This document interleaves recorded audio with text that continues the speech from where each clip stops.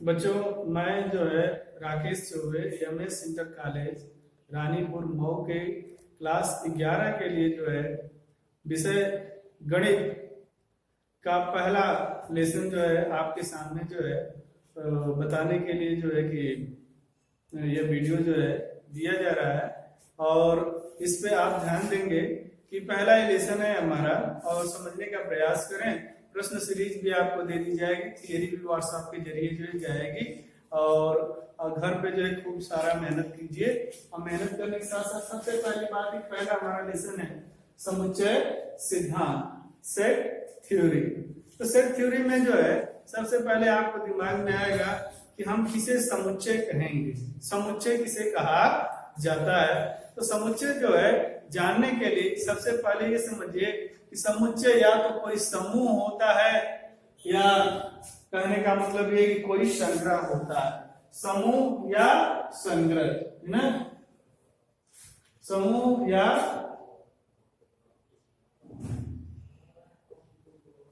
संग्रह।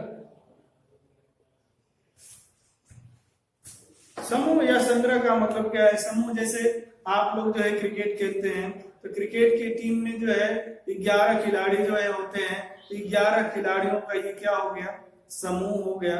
संग्रह का मतलब ये है कि कुछ लोग जो है लाइब्रेरी बनाते हैं, तो लाइब्रेरी में देखेंगे तो फिजिक्स की किताबें, केमिस्ट्री की किताबें, मैथ की किताबें, कहीं कहीं धार्मिक किताबें, तो वह एक प्रकार का कलेक्शन हो गया संग्रह। ग्रुप और क्या है? कलेक्शन। तो इस तरह से आपको समझना होगा कि कहीं पे कोई ग्रुप बन रहा हो या कहीं पे कोई कलेक्शन हुआ हो, कोई संग्रह किया गया हो, तो उस पूरे संग्रह को या समूह को ही हम समुच्चय कहते हैं। लेकिन सबसे बड़ी बात है कि किसी भी समूह या संग्रह को आप समुच्चय नहीं कहेंगे जब तक कि वह समूह जो है सुपरिभाषित न हो। तो समुच्चय की परिभाषा यहाँ से बनती है बच्चों कि किसी सुपरिभाषित समूह या संग्रह को ही समुच्चय कहा जाता है। परिभाषा बहुत आसान है। अगर आपसे कोई पूछे कि बेटा समुच्चय किसे कहते हैं, पहला लेसन है क्या, तो पहले लेसन में आप बताएंगे कि सर हमारा लेसन है समुच्चय सिद्धांत, सेट थियरी। और सेट थियरी में तो जब आप सेट थियरी की समुच्चय शब्द उठेगा तो पहले आपको डिफिनेशन पूछा जाएगा, परिभाषा पूछी जाएगी। तो परिभाषा में आप जो है स्पष्ट बता सकते हैं कि किसी सुपरिभाषित समूह या संग्रह को ही हम समुच्चय कहते हैं।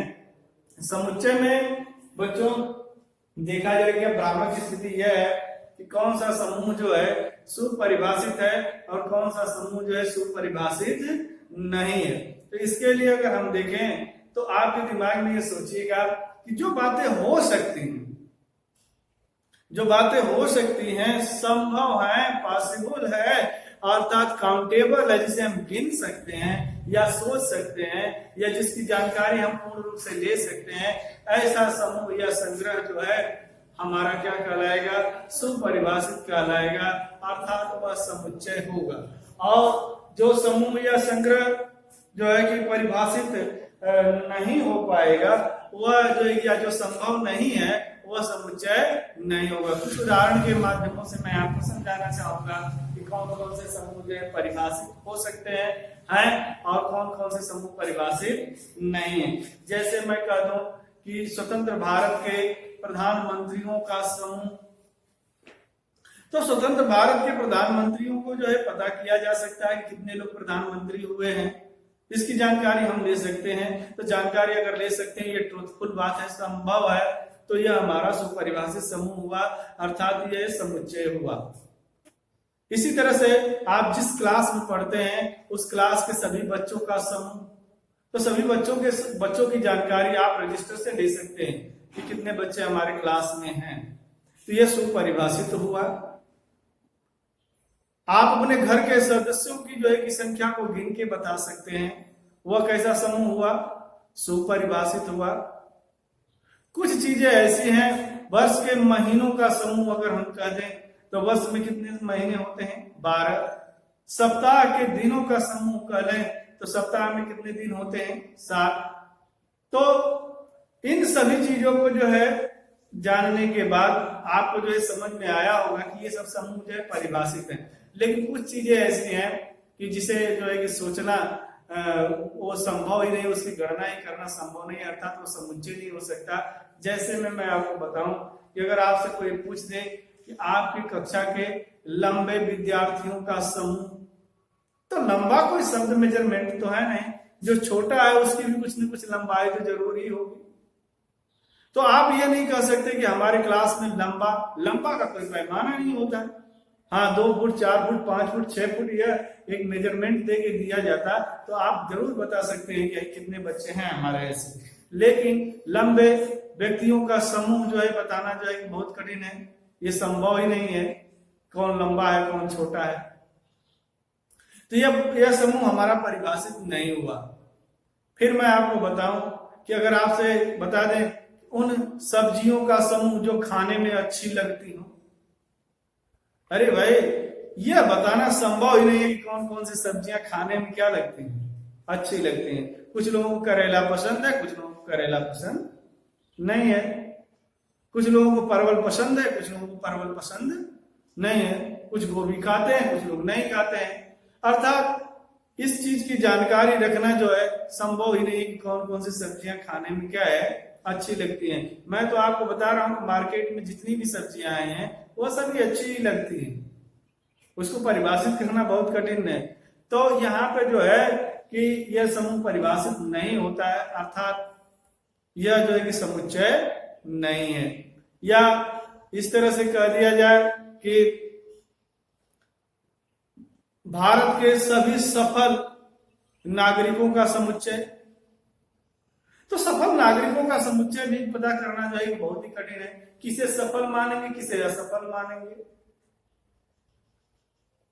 जो प्रधानमंत्री हो गया वो सफल है, और जो खेती कर रहा है वो सफल नहीं है। तो सफल व्यक्ति की सफलता का क्षेत्र अलग अलग होता है। एक चोर है, वो अगर चोरी कर लेता है तो कहता मैं भी सफल हूं, चोरी करने में सफल हूं। एक झगड़ा लगाने वाला है, वो झगड़ा लगा दिया, झगड़ा लगाने में सफल हूं। तो इस तरह से सफल व्यक्ति कोई भी आजकल जो है कि मानने के लिए तैयार नहीं कि वो सफल नहीं है। तो नौकरी से मत जोड़ के देखिए कि नौकरी मिल जाएगी वो सफल होगा, और जिसको नौकरी नहीं मिलेगी वो सफल नहीं होगा, ऐसा नहीं है। एक जो रोड पे अल्कोहल लेके सोया है वो कह रहा है कि मैं पीने में सफल हूं। तो क्षेत्र अलग अलग है, क्षेत्र बच्चों अलग अलग है। तो मेरे कहने का मतलब यह है कि सफल व्यक्तियों का समूह जो है परिभाषित नहीं है, अर्थात ऐसे समूह जो है समुच्चय नहीं हो सकते। तो आप इस चीज को दिमाग में रखिएगा, एक तर्क शक्ति नहीं रखेंगे कि कौन सा समूह हमारा परिभाषित हो रहा है, कौन सा समूह परिभाषित नहीं हो। अगर वह परिभाषित नहीं है तो वह समुच्चय नहीं है। अगर कोई समूह या संग्रह परिभाषित है तब वह जरूर समुच्चय है। अच्छा, अब मैं समुच्चय निरूपण की विधियां बताता हूं आपको।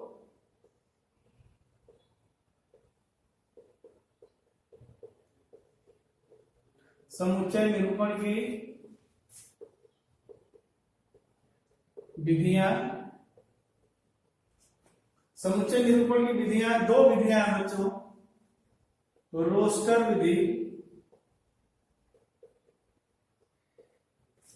या इसे हम कहते हैं तालिका विधि भी कहा जाता है, तालिका विधि। दूसरी विधि है नियम विधि या निर्माण विधि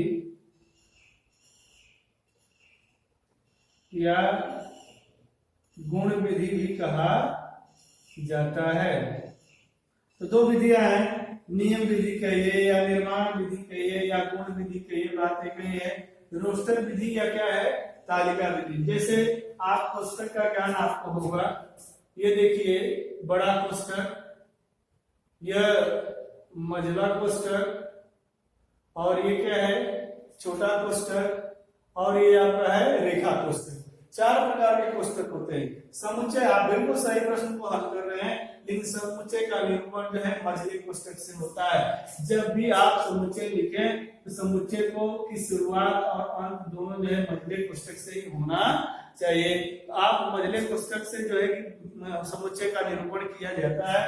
रोस्टर विधि में, तालिका विधि में देखो ऐसा होता है बच्चों कि किसी समुच्चय को अगर हम देखें वर्णमाला के क्रम में, तो अंग्रेजी के वर्णमाला के जो है बड़े अक्षरों से समुच्चय को प्रदर्शित किया जाता है। जैसे ये लिख दिया जाए ए, समुच्चय ए को रिप्रेजेंट करेगा, यह समुच्चय बी को, यह समुच्चय सी को, समुच्चय डी को। लेकिन अगर स्मॉल लेकर है तो वह अवयव को प्रदर्शित करते हैं। किसको? अवयव को अंग्रेजी में कहते हैं एलिमेंट, एलिमेंट कहा जाता है। तो समुच्चय का निरूपण अंग्रेजी के 3 अक्षरों द्वारा किया जाता है, बड़े अक्षरों द्वारा। अब किस कोष्टक में करते हैं? मझले कोष्टक में। अब मैं आपको बताना चाहता हूं कि रोस्टर या तालिका विधि में क्या किया जाता है कि इसमें जितने भी अवयव होते हैं सबको जो है लिखा जाता है। उस विधि को हम रोस्टर विधि कहते हैं। जैसे मैं आपको बता दूं कि अगर हम कह दूं कि एक समुच्चय जो है ए है, ए है ना, अंग्रेजी वर्णमाला के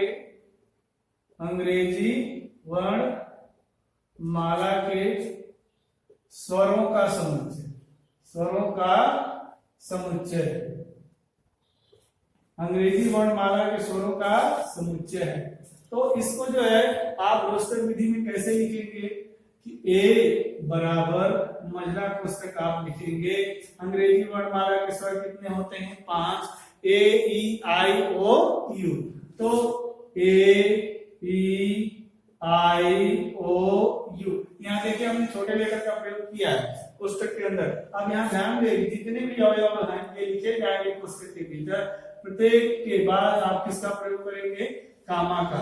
और इस कोष्टक के अंदर जो है क्रम का ध्यान नहीं रहेगा तब भी चलेगा। इसी को ऐसे भी लिख सकते हैं ई यू ओ आई ए, तब भी आपका जो है कहने का मतलब है कि लिखने का तरीका बिल्कुल क्या है? सही है।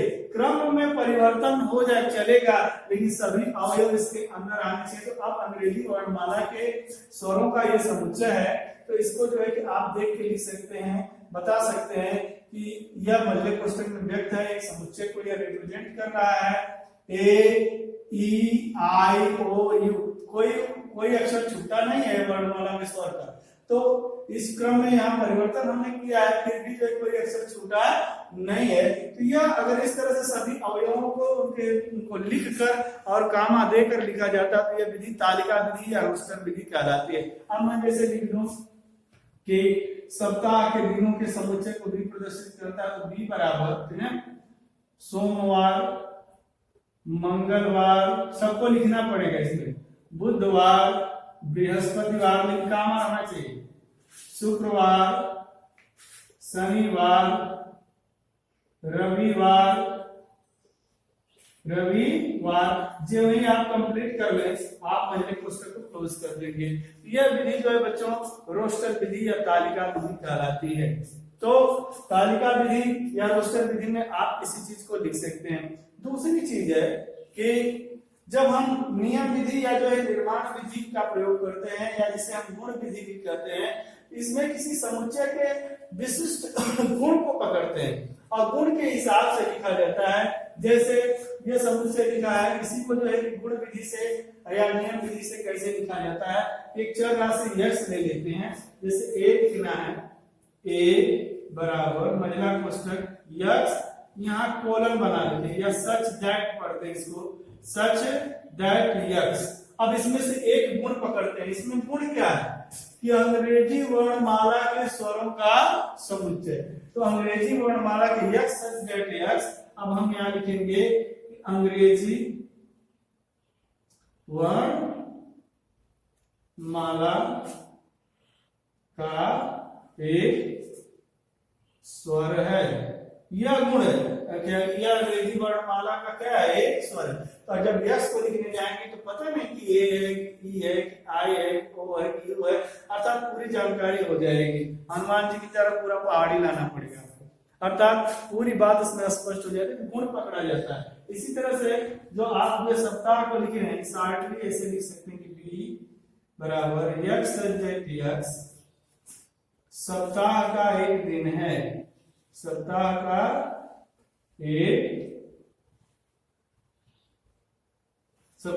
एक दिन है।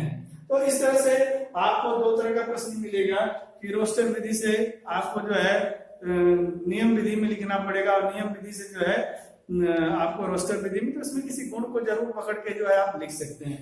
अब मैं आपको बताऊं कि इसके अवयव माने एलिमेंट, जिस समुच्चय ए के अवयव कौन है, जिस जो इसके अंदर हुआ अवयव है सदस्य इसका ए ई आई ओ यू, और इसको वजह से संबंधित कैसे किया जाता है। देखिए यह संबंध है, जिसमें इसे पढ़ते हैं अवयव है, एलिमेंट्स ऑफ, या इसको इस तरह से क्रॉस कर दिया जाए अवयव नहीं है। जैसे मैं यहां कह दूं यह लिखा है स्मॉल ए बिलोंग करता है कैपिटल ए से, मतलब ये कह रहा है कि स्मॉल ए अवयव है किसका, समुच्चय ए का। तो इसको आप देखेंगे कि समुच्चय ए में ए है कि नहीं है, तो ए है इसका मतलब यह बात ट्रूथफुल है। लेकिन अगर यही लिख दे ई अवयव नहीं है समुच्चय ए का, तो गलत लिख रहा है, अर्थात यह असत्य हुआ। ई भी समुच्चय ए का अवयव है। अच्छा, अगर ई लिख दे कि पी एलिमेंट है किसका, ए का, तो पी बताइए समुच्चय ए में कहीं दिखाई दे रहा है, तो आप यह कह सकते हैं कि यह क्या है, गलत लिखा गया है, अर्थात यह असत्य कथन है कि पी अवयव है ही नहीं ए का, लेकिन यह प्रश्न कर रहा है कि अवयव ए का है, इसका मतलब यह असत्य हुआ। इस तरह से इस सिंबल को आप देख के समझ पढ़ सकते हैं कि ऐसे है, तो आप क्या पढ़ोगे, अवयव है। अगर इसी को इस तरह से क्रॉस कर दिया जाए, काट दिया जाए, तो पढ़ेंगे अवयव नहीं है, अवयव नहीं है। तो यह जो बच्चों आप दिमाग में रख सकते हैं, और नियम विधि से और रोस्टर विधि से दोनों तरीकों से समुच्चय का निरूपण कर सकते हैं, बता सकते हैं। तो कहने का मतलब ये है कि अब मैं आगे बढ़ता हूं, आगे बढ़ के जो है कि आपको बताता हूं, प्रश्न सीरीज दी जाएगी, समुच्चय निरूपण की विधि समझ में आ गई। अब मैं आपको बताता हूं समुच्चय का प्रकार।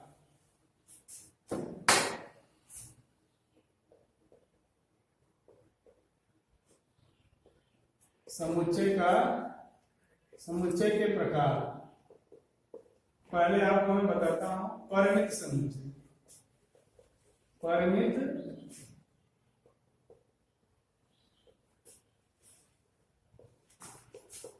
फाइनाइट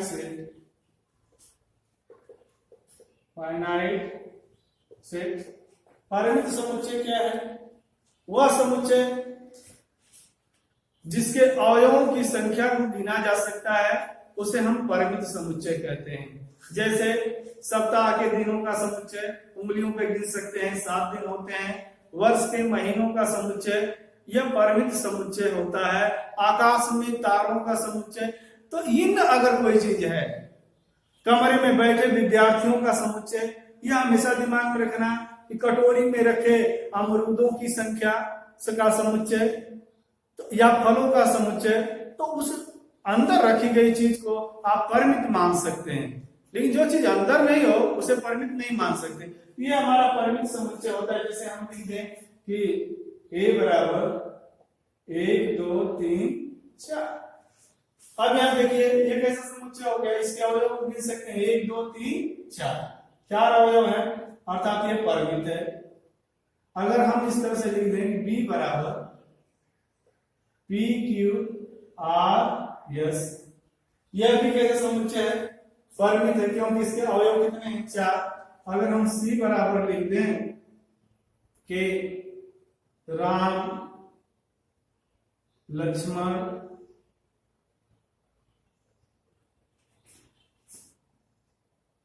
भरत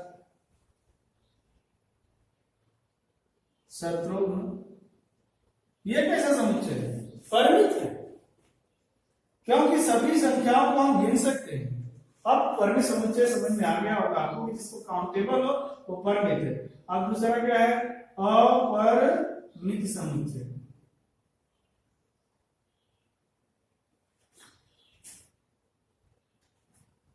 अपरिमित समुच्चय फाइनाइट सेट, इनफाइनाइट सेट,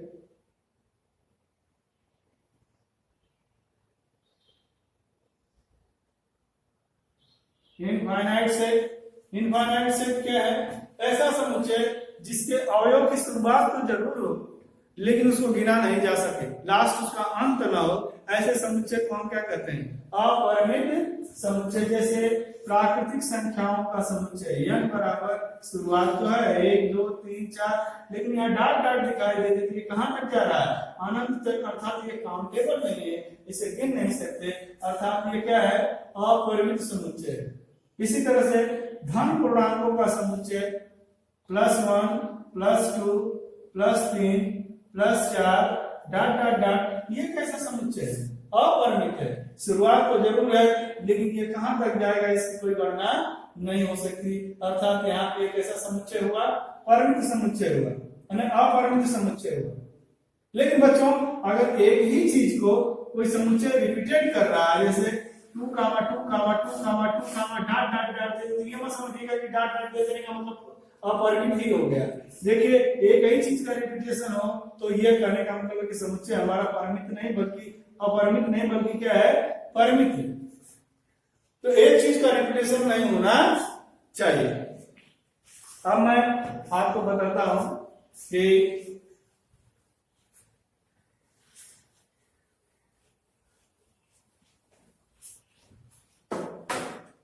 रिक्त समुच्चय, रिक्त समुच्चय, ऐसे समुच्चय जिसमें कोई अवयव हो ही नहीं, ऐसे समुच्चय को हम रिक्त समुच्चय कहते हैं। नल से इसे फाई से प्रदर्शित करते हैं या खाली मझले कोष्ठक से प्रदर्शित किया जाता है। ऐसा समुच्चय जिसमें कोई अवयव हो ही नहीं, जैसे मैं आपको उदाहरण दूं कि भारत, या हम कह देंगे सिंह वाले घोड़ों का समुच्चय, तो सिंह वाले घोड़ों का समुच्चय हो सकता है, घोड़ों को कभी सिंह हो सकती है क्या, आप सोचिए, यह समुच्चय संभव ही नहीं है, माने पॉसिबल ही नहीं, इम्पॉसिबल चीज रहे वो कैसा हुआ, रिक्त हुआ, है ना। एक से छोटी जो है कहने का मतलब एक प्राकृतिक संख्या संभव ही नहीं है। इसका मतलब ये कैसा समुच्चय हुआ, रिक्त समुच्चय, इम्पटी सेट हुआ, नल सेट हुआ। इसको किसे रिप्रेजेंट करते हैं, इसे बच्चों फाई पढ़ते हैं, क्या पढ़ते हैं, फाई, या खाली कोष्ठक दिख जाए तो आप रिक्त समुच्चय समझिएगा। लेकिन यहीं पे मैं आपको बताना चाहता हूं एकल समुच्चय, सिंगल सेट। सिंगल सेट क्या है, वह समुच्चय जिसमें केवल एक ही अवयव, जैसे इसमें 1 लिख दें, P लिख दें, 4 लिख दें, ये कैसे समुच्चय है, एकल समुच्चय। क्यों, क्योंकि इनमें अवयव कितना है, 1 है। लेकिन मझले कोष्ठक में बच्चों फाई लिख दिया जाए तो वह रिक्त समुच्चय नहीं होता है, बल्कि कैसा समुच्चय हो जाता है, एकल समुच्चय। तो अब यहाँ दिमाग में आप रखिएगा कि समुच्चय का निरूपण कैसे किया जाता है और किस तरह से रिक्त समुच्चय हुआ, कैसे एकल समुच्चय हुआ। अब मैं आपको बताता हूं समान समुच्चय, वे समुच्चय जिनमें अवयवों की संख्या समान हो और अवयव भी समान हो, जैसे a बराबर 1 2 3, b बराबर हमने लिख दिया कि 2 3 1। अब देखिए इसमें कितने अवयव हैं, 3, इसमें कितने अवयव हैं, 3, यहाँ भी 1 है, यहाँ भी 1 है, 2 है, 2 है, 3 है, 3 है। तो आप लिख सकते हैं कि समुच्चय a बराबर समुच्चय क्या है, b। अच्छा, समान समुच्चय के बाद आपको मैं बताता हूं समतुल्य समुच्चय। समतुल्य समुच्चय, समतुल्य समुच्चय क्या है बच्चों, ऐसे समुच्चय जिसमें केवल अवयवों की संख्या समान, जैसे मैं यहाँ लिख दूं a बराबर p q r s, इस तरह से लिखा गया हो, यह a, यह a का मतलब क्या हुआ, नंबर ऑफ सेट a, समुच्चय a में अवयवों की संख्या कैसी गिनोगे, 1 2 3 4, ये 4 हो गया। इसी तरह से हम समुच्चय बी लिख दें। बी बराबर लिख दें आप लोग कि 3, 7, 9, 11। तो यानी बी बराबर भी कितना होगा? 1, 2, 3, 4। अर्थात यन ए बराबर क्या है? यन बी है। समुच्चय ए में जितने अवयव हैं समुच्चय बी में भी उतने ही अवयव हैं। अर्थात कहने का मतलब यह है कि आप यहाँ कह सकते हैं कि दोनों समुच्चय एक दूसरे के समतुल्य हैं। इस तरह से बच्चों आपको व्हाट्सएप के जरिए जो है कि बुक की जो है कॉपी भेजी जा रही है, प्रश्न सीरीज भी इसमें प्रश्नावली भी दी गई है। आप अपने प्रॉब्लम को जो है कि पूर्ण करने का प्रयास करिएगा। व्हाट्सएप से जुड़े हैं तो जो है कि प्रश्न भी पूछ सकते हैं वहां से कि हमें ये चीज समझ में नहीं आ रही है, तो हम फिर से आपको समझाएंगे। उम्मीद है कि पहले लेसन का जो है प्रोफार्मा आप लोगों को जरूर समझ में आएगा। पढ़ाई शुरू कर दीजिए, कॉपी बना लीजिए, और जिन बच्चों के पास बुक है वो बुक से भी पढ़ सकते हैं। बुक कोई भी हो आप उससे जो है अध्ययन करते रहिए। और यहाँ से विद्यालय से भी जो है हम लोग जो है आपको जो है कि आपके व्हाट्सएप पे पूरी बुक भेजने का प्रयास करेंगे। जैसे जैसे प्रश्नावली आगे चलेगी उस तरह से आपको बताया जाएगा।